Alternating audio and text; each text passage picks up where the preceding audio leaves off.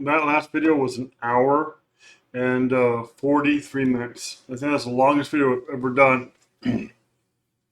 I've taught for longer in person, but normally there's breaks and other things like that.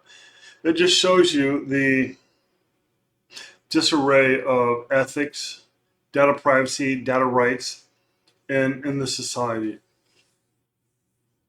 This one will not be nearly as long. This one will be hopefully less than half an hour. I got a couple real quick points I want to talk about in terms of like data, like HIPAA, things like that. So this one I want to talk more about rights, because in theory, we think we have these certain inalienable rights. We have the Second Amendment, or we have COPPA that protects children. We have certain data rights, but they're not really as cut and dry as we think they are. For example, people think we can't record a phone call in Nevada. I'm pretty sure, I'm not a lawyer, but I'm pretty sure I can record a conversation as long as I know about it. As long as one person on the conversation knows it's being recorded, I don't have to tell the other person. So when you call that, I don't know, Target, Walmart, Optum, anybody, this call is being recorded for quality, and that's all BS. I'm sure there's some lawyer probably going to disagree with me somewhere, but in Nevada, you don't even need to tell them that. I know a lot of businesses record calls and never say anything. Okay, so understanding your rights is important, but also understanding that those rights can be skirted around. I got a great example of that in this. I never thought about it. I got a great example of this. So, data privacy and data rights. So what are your rights? Well, America doesn't have a single data rights law. Europe just passed one a couple years ago. California, a few other states do. We have some hodgepodge laws, and like PCI is one. That has to do with how we deal with encryption. It's a standard, I guess. It's not really a right. HIPAA, same thing. HIPAA just says that certain medical data has to be protected. So data privacy is not highly legislated in the United States. 13 states as of 2019. In some of those states, the laws are getting overturned. GDPR is a very broad scope and applies to any organization that is established in EU and offers products and services to EU, or monitors the behavior of EU data subjects. Now remember, not all European countries are in EU, okay? Switzerland is an example. I don't think Switzerland's an EU citizen. Yeah, I was right. Switzerland is not part of EU. Okay, so EU countries, Bulgaria, Cyprus, Ireland, I don't know, Romania, are in the area. Iceland, Liechtenstein, Norway, Sweden are not in the Scandinavia, but are not in the EU member states. So there's a lot of countries that are not in EU that are in Europe. So this law doesn't apply to them. They probably have their own law, maybe, maybe not. Again, this only affects Europeans. CCPA, California Consumer Privacy Act. You'll see this if you're in California or you do business with this. The big thing about CCPA is that, well, it's very similar to the GDPR, but California is a very, very big power player. Remember, California as a state is the 5th largest GDP, 6th largest GDP. So it wields a lot of influence in terms of technology, innovation, things of those matters. Okay, so the General Data Protection Rights. Now this is mostly in Europe. Other laws are being monitored around it. So personal data must be processed lawfully, fairly, and in a transparent manner. So let's think about that.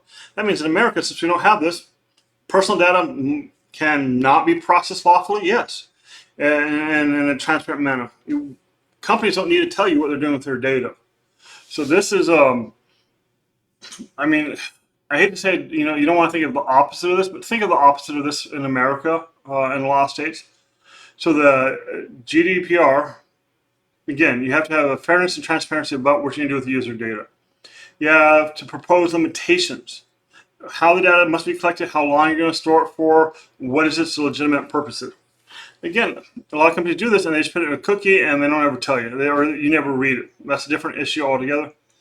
We talked about data minimization. Data collected should be limited and relevant to what is necessary. So are you collecting things that don't necessarily need to be collected for? Um, an example with the Cambridge Analytics, they had some, I don't know, app. And they collect all types of extra data. Accuracy. Personal data should be kept accurate and up to date. Storage limitation. Personal data should not be stored for any longer than necessary. So what is necessary? 10 years, 2 months, 15 years, 2 hours. Integrity and confidentiality. Personal data should be processed securely. That means here in America, your personal data doesn't necessarily need to be confidential or processed securely, or it can be transferred on a USB stick. Who knows?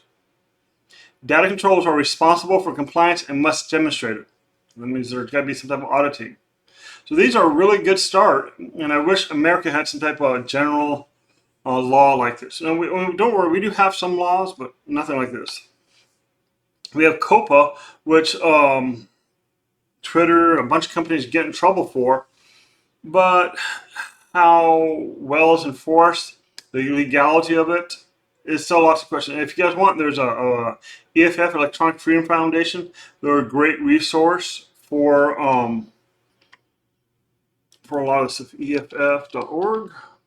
Or is it .net? Or yeah, EFF.org. So you can go to our work, take actions, issues. There we go. Security, privacy, I guess. Talks about privacy, NSA spying, broader searches, extended reality. There we go.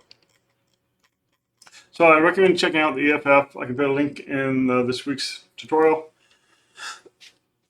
COPPA basically says that companies aren't supposed to collect data on children under the age of 13 without parental okay. Now the problem is, how do you get kind of parental okay? How do you know if the kids are under 18? There are 2 or 3 states now that say if you want to watch porn, you have to verify your age is over 18, and they're all failing horribly. So if we can't protect adults from viewing porn at 18, if we can't do some type of age verification, how are we protecting minors that are 12 versus 13 or 14? Let's say 12 and 14. We have no idea. There's a tick box saying, hey, basically what happens is companies say, hey, you must be 13 to be part of, you have to be 13 to be part of this website. How useful that is, I don't know. You know, at the end of the day, you know, a lot of companies get sued, and I guess it is what it is, you know. But it is there, and maybe it does limit some type of data collection. So what else do we have next? Okay, so U.S.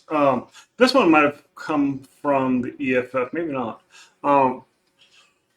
U.S. State Privacy Legislation Tracker.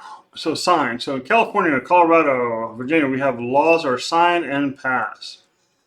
We have laws in other states that are introduced. In Nevada, we have no laws to track privacy. None. So Richard, what does that mean? That means if I want to know every porn store you went to, or adult bookstore, whatever they're called, I can do that. It's completely legal. If I want to know every time you go to church, I can do that. If I want to know, I mean, just think of the most intrusive things. I can't think. If I want to know somehow every time you have sex, I can somehow find that out. If I want to know every time you drive by, a grocery store, I can find that out. There's no laws on privacy per se in Nevada. There are some privacy laws, but you know, not a whole lot. So just keep that in mind. And like I said, you look at this, what this is telling me is that America is doing a really poor job of privacy. We have no right to privacy. We have no constitutional right to privacy. And in Nevada and many other states, we have no state constitutional right to privacy. So just keep that in mind. It's a very, very, very scary world. We have no right to privacy. Very scary. And I'll talk about that here with our recent issue. In the next 3 years, the value of data will increase, making it more valuable than it is today. So, i.e., if I collect more data now, I can be grandfathered in, and then I'll have a lot more money as a business. The more effectively you store the data, the more benefits your business will see. Now, I'm going to talk about a controversial issue here. I'm not going to talk about my ideas, beliefs, or anything else on the actual idea, because there's a lot of secondary ideas related to that. So, HIPAA protects your medical information from being shared. So in theory, a police officer cannot ask for your medical records without a warrant or without a bunch more. A doctor cannot share what you say inside a setting. So for example, if you, I don't even have like any, like, here we go, I have this.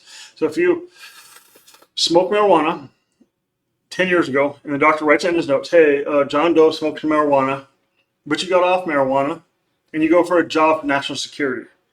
And the job says, have you ever smoked marijuana? And you say, no. You know that you did. Your doctor knows that you did. But for the most part, your doctor cannot relay that information to the U.S. government.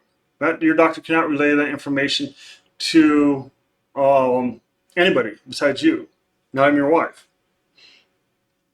And it's not just marijuana. So let's say that your doctor discovers that maybe you have cancer, or that you have multiple personalities, or a myriad of other medical issues that can either make you more qualified for a job or less qualified for a job.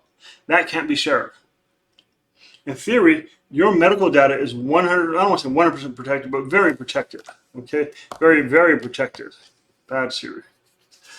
Siri just kicked on.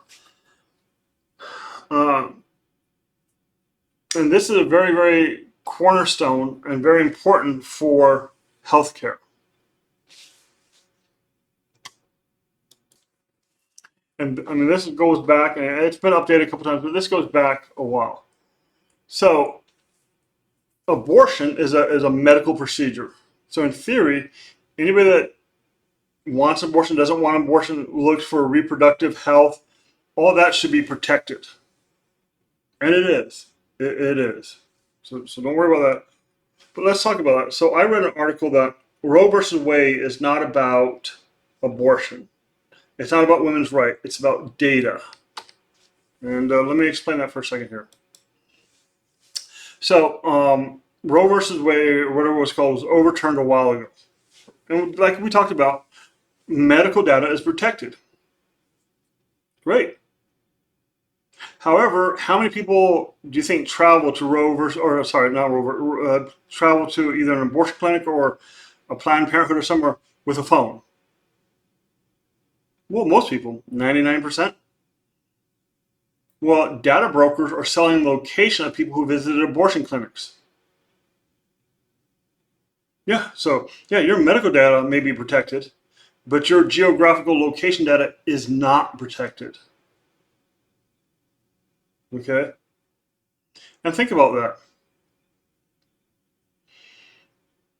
I mean, that is scary in itself.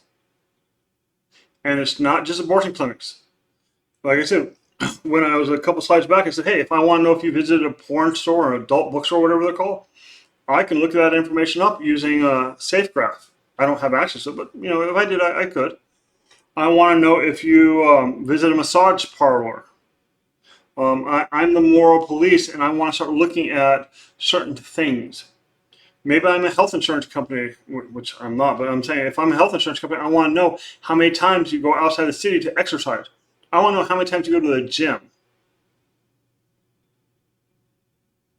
So start in your mind thinking about, hey, what is the most pervasive question you could ask about the person you hate most or the person you love most? You probably could find that data. You probably could find that data. The U.S. government did it.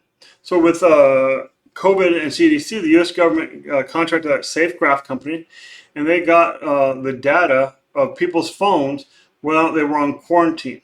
So here, actually, let me pull that article up. I wasn't going to, but I will real quick. Okay, let's pull this up. So here is that the data broker is selling locations of people who visit abortion clinics. And it goes on and talks about all types of things. So very scary. Okay, so CDC tracked millions of phones to see if Americans followed COVID lockdown orders. So why is this important? So let's say I'm a doctor and I do a little test. Oh, you have COVID. Then you go and do something. You go and visit your grandma Nellie. She dies of COVID. So I come back and charge you with murder. And I know it seems extreme, but trust me, with the abortion and stuff like that, they're using cell phone tracking data to basically do 100% that right now. So the CDC harvested data of tens of millions of phones in the United States and used advanced analytics to see if people were basically following lockdown protocols, especially if they were positive. Track patients who visited K through 12 schools by the school and compared to 2019, compared with epimetrics, environmental metrics. Examine the correlation of mortality patterns, data and rise in COVID-19 cases, movement restrictions. Examine the effectiveness of public policy on the Navajo Nation.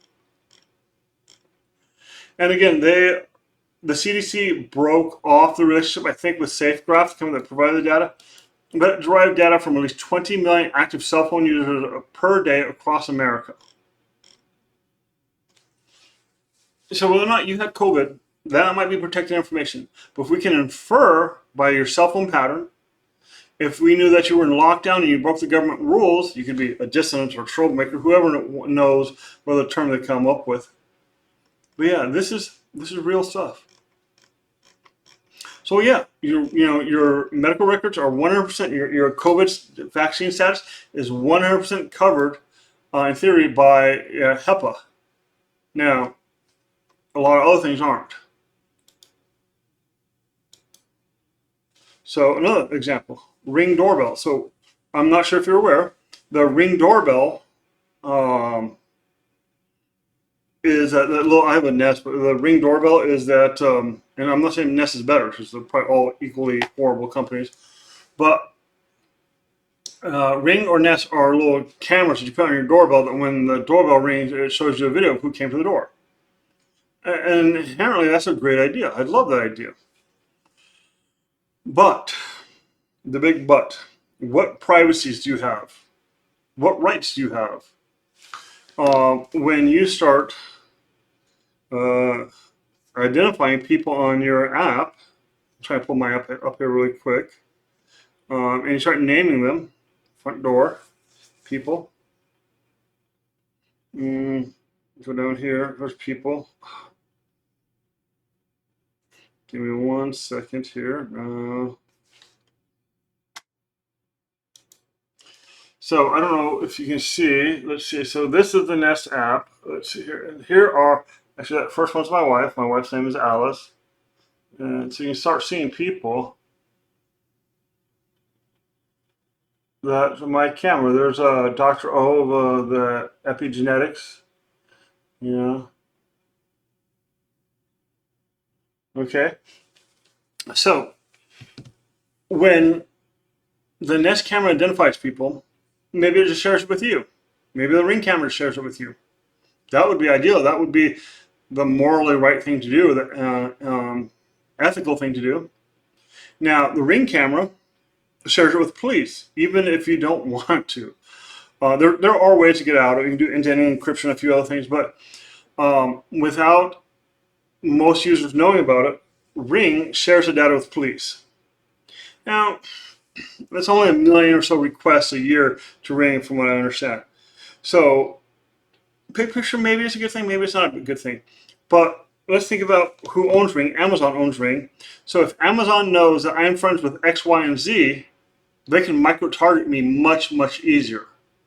If they know my circle of friends, even if I never call them, but they come over to my house, well, now Amazon knows a lot more about who my friends are. And growing above that, if I'm a criminal, so hey, I'm a bad, my name's Richard Al Capone, and I go over to other people's houses, well, maybe they're criminals too. We have proof that, they have my face over their camera. So, and to expand upon this, Ring now has cameras in people's houses that they share. They have flying drones. And in theory, that flying ring camera only activates when you're not home. But again, how does Amazon know that you're not home? So while you may have a right to privacy, or at least you may think you have a right to privacy, do you? It is a scary, scary thing. Another great quote. Relying on the government to protect your privacy is like asking a peeping Tom to install your window blinds. That was weird. I don't know if it would record that little weird thing. So again, overall ideas. There's a lot of data regulations out there. Not all states have them. Not all countries have them. It varies from state to state, country to country. It sucks that we have to do it as individual citizens, but end-to-end encryption, privacy, things like this are one of the best things you can do to protect yourself. It's good to be aware of GDPR. It's good to be aware of California's Consumer Privacy Act.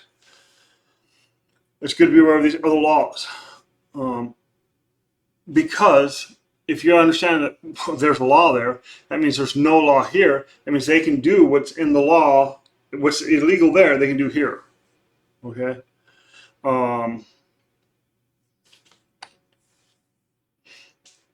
What I would like you to take away from this is if you ever have a chance to write policy to collect data, or you have an ability to draft a law. And see, this one's going to be done in 30 minutes. Easy peasy. If you ever have a right to, or ever have an ability to draft law nationwide in the Senate and Congress, 4 basic protections that every digital user, every American, every illegal alien, whatever you want to call it, every human has. We have a basic protection from data collection against our knowledge. We should have a basic protection against that data being shared without our knowledge.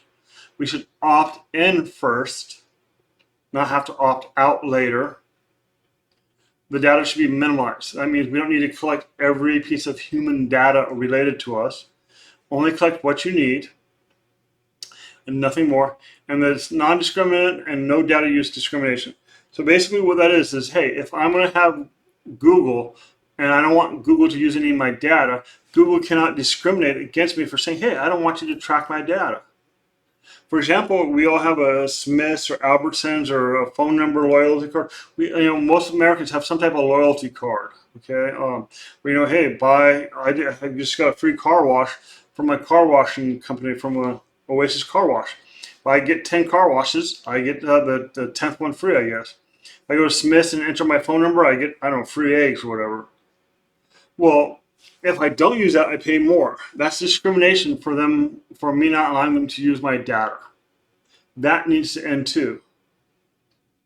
So these are the 4 high-level things. If you ever have an ability as a manager, I know you're all going to be super successful. I've seen your posts. I've seen about half of your research proposals are mind-blowing. I've seen your discussions. I have no doubts all you're going to be very successful. When you're successful, when you're famous, when you become congresspeople, when you become CEOs, COOs, please take a screenshot of this and reference back to this.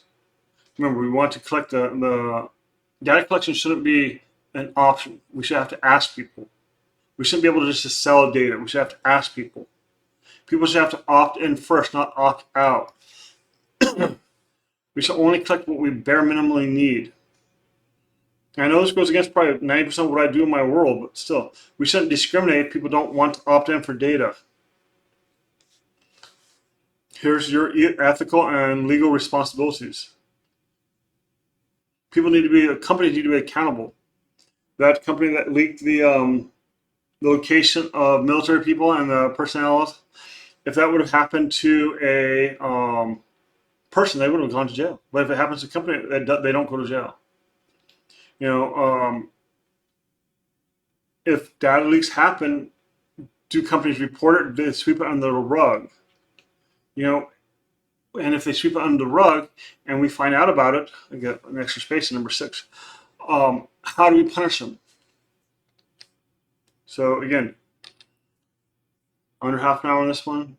I just wanted you guys to be aware of the problems. Just because you have a right to privacy, for example, on your medical data, doesn't mean that there aren't other ways to find out other things. We really have no whole idea of privacy, and I hope we all, as a group of professionals, can make better laws, better privacy laws, a better future.